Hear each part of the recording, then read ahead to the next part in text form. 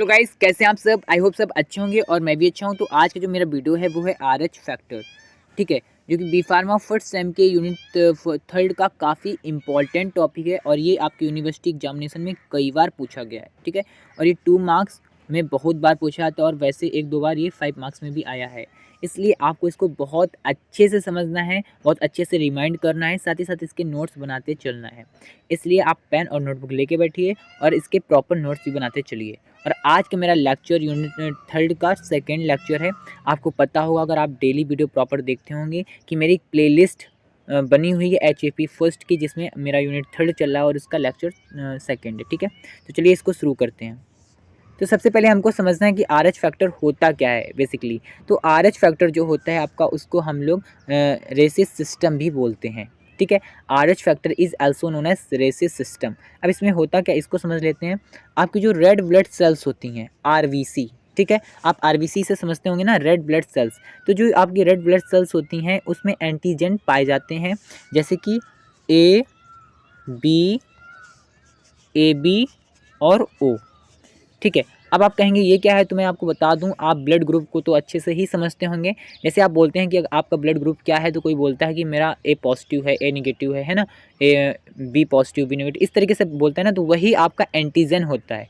उसी एंटीजन के ही अकॉर्डिंग हम लोग डिटरमाइन करते हैं कि किसका कौन सा ब्लड ग्रुप है, पॉजिटिव है या निगेटिव है, ठीक है। इसी तरीके से आपके ब्लड स्ट्रीम में यानी रेड ब्लड सेल्स में और भी एक एंटीजन पाया जाता है, जो कि होता है रेसिस एंटीजन, जिसे आप लोग RH बोल रहे हैं।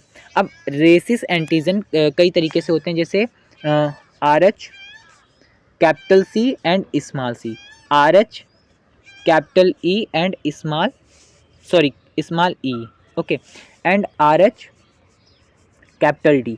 ये वाला जो होता है RH-D काफ़ी इंपॉर्टेंट एंटीजन होता है और इसी के बारे में भी हम लोग समझेंगे यहाँ पे, ठीक है। तो RH-D जो होता है एंटीजन काफ़ी इंपॉर्टेंट है और ये आपके ब्लड स्ट्रीम में पाया जाता है।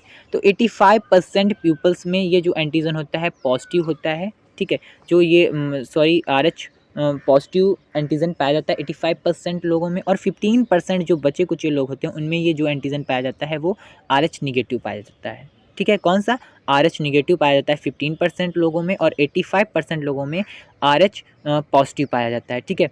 तो जो RH पॉजिटिव है जिसमें पाया जाता है, वो क्या करते हैं कि एंटी रेसिस एंटीबॉडीज़ नहीं बनाते हैं इसके अगेंस्ट में। यानी कि जो आपका RH पॉजिटिव है, RH पॉजिटिव आपका जो एंटीजन है, वो इस एंटीजन के अगेंस्ट में, इसके विरोध में कोई भी एंटीबॉडीज़ नहीं बनाता है। लेकिन जो 15% में RH निगेटिव पाया जाता है, वो इसके अगेंस्ट में, ये देखिए, RH negative are capable of making anti rhesus antibodies. तो इसके अगेंस्ट में एंटी रेसिस एंटीबॉडीज़ बनाते हैं, ठीक है। और ये किस समय देखने को मिलता है वो देख लेते हैं। तो stimulate them in certain circumferences, that is pregnancy. Example इसका जो है इन प्रेगनेंसी, ये अक्सर हम लोगों को प्रेगनेंसी में देखने को मिलता है। इसको हम समझते हैं एक एग्जाम्पल के माध्यम से, जैसे कि ये है।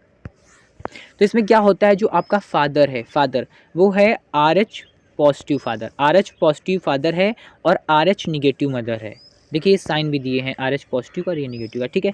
तो इन दोनों का जब मीट होता है, मीट मीन्स जब ये आपस में एक दोनों मिलते हैं, और क्या होता है इन दोनों के बीच में, रिप्रोडक्शन, ठीक है। रिप्रोडक्शन जब होता है तो क्या होता है कि ड्यूरिंग प्रेगनेंसी जो RH निगेटिव मदर होती है विथ RH पॉजिटिव बेबी, यानी जो मदर होती है उसके फिट में, ठीक है, क्या होता है, RH पॉजिटिव बेबी आ जाता है, ठीक है। कैसा, RH पॉजिटिव बेबी होता है, ये देखिए साइन भी दिए गए हैं इस तरीके से, ठीक है। और RH निगेटिव मदर होती है। फिर एट डिलीवरी के समय क्या होता है कि जो RH पॉजिटिव बेबी होता है उसका ब्लड सेल्स इंटर करता है मदर्स ब्लड स्ट्रीम में। जो RH पॉजिटिव बेबी है उसका जो ब्लड स्ट्रीम है वो जाके मदर के ब्लड स्ट्रीम में क्या करता है, ट्रांसफ़र होता है, ट्रांसफ्यूजन्स रिएक्शंस होती हैं उसमें जाके मिलता है। उस समय क्या होता है कि इनविडिंग RH positive blood cells causing the production of RH antibodies.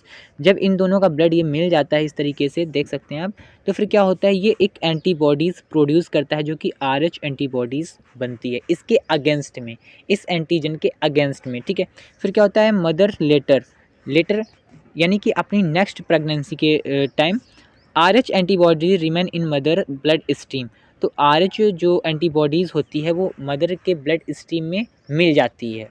जो एंटीबॉडीज़ बनती है मदर के ब्लड स्ट्रीम में, वो हमें उस तरीके से रहती है। फिर क्या होता है जब later pregnancy with RH positive baby, फिर क्या होता है कि जब लेटर प्रेगनेंसी यानी को नेक्स्ट प्रेगनेंसी में क्या होता है कि जो मदर का ब्लड स्ट्रीम होता है उसमें एंटीजन प्रेजेंट होता है, और जब इसमें RH पॉजिटिव बेबी आता है तो फिर क्या हो जाता है कि इस ब्लड स्ट्रीम को ये किल करता है, उसकी सेल्स को किल कर देती है।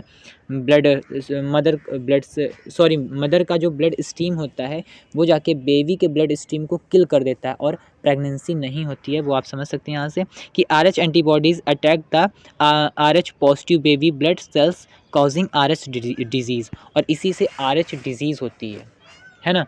यानी कि जो जब मदर की जो ब्लड सेल्स है, ब्लड स्ट्रीम है, उसमें ये एंटीजन प्रेजेंट हो जाएगा, ये एंटीजन बन जाएगा, और जब बेबी सेकेंड बेबी जब आएगा है ना, उसका जो ब्लड होगा वो RH पॉजिटिव होगा, तो वो मदर के जब ब्लड स्ट्रीम से मिलेगा, ट्रांसफ़र होगा, तो वो ब्लड सेल्स मदर की ब्लड सेल्स इस बेबी के ब्लड सेल्स को किल कर देती है और बच्चा नहीं होता है। इसलिए इसमें हम लोग जब प्रेगनेंसी होती है उसमें हम लोग इम्यूनोग्लोबिन का एक इंजेक्शन लगाया जाता है, ठीक है। इम्यूनोग्लोबिन का इंजेक्शन दिया जाता है जिससे कि ये डिसीज़ से बचा जा सके, ठीक है।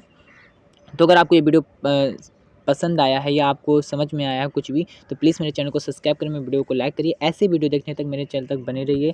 Thanks for watching this video.